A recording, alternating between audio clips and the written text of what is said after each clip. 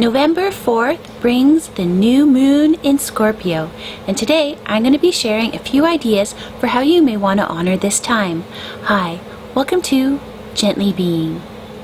So quickly, just some of the themes and energy that will be going around this new moon is that it's a very strong emotional time, so you may even notice that your emotions already have been feeling a bit stronger. I know mine have. And this is also a time where you may be feeling like you want to make some sort of change. Again, I've been really feeling that vibe, even though it's a bit early, that I want to change something around, and you may also have that strong feeling during this new moon. This is the new moon that's closest to that Samhain period / Halloween that is just ending as we move into the new moon. If you honor All Saints Day and All Souls Day, those are November 1st and November 2nd, so it's just a little bit after that. So one thing you may also want to keep in mind is if your ancestors are still trying to communicate with you, or you still feel a connection to them at this time of the new moon. So since this is a time where you may be feeling you want to make some sort of change, I say why not try to lean into it a little bit early and prepare for the fact that you may be feeling like there's a change that's needed.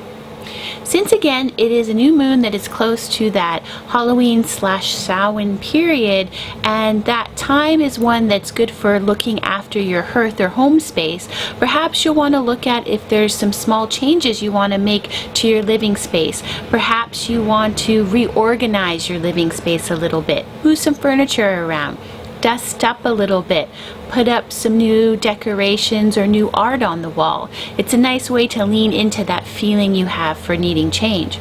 Or alternatively, perhaps you'll want to try out some new makeup if you wear makeup to try a new look, or even really lean into it and maybe get a new haircut. What you're going to want to do is really tap in to yourself first and see if this is a change you really want to make and feel like, oh, it can be a little more permanent, such as a haircut, or something that's just small changes that you can make at this time.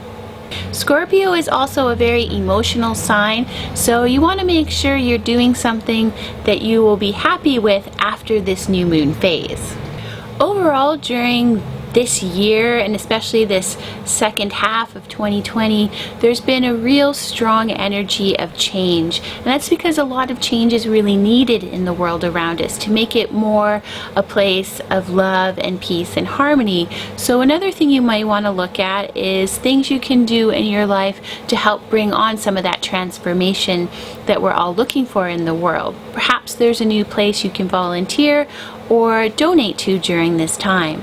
As we move further into fall and prepare for winter, this is really a time where we should think about moving into more of a period of rest for ourselves, physical rest. So I think that the new moon period can be a good one for just staying in and checking in on yourself, and maybe going to bed a little early, just really looking after ourselves as that cool autumn air is moving in if you live in the northern hemisphere.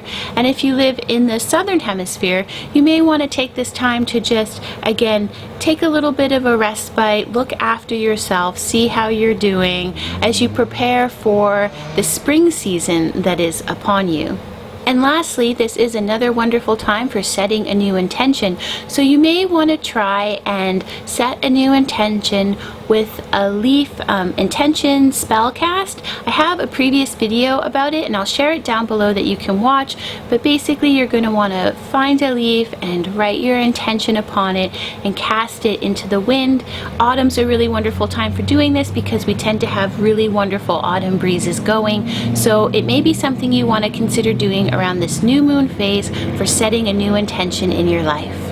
So those were some ideas for how to celebrate this new moon in November. If you like this video, please give it a thumbs up, subscribe down below, and hit the bell so you always know when there's a new video.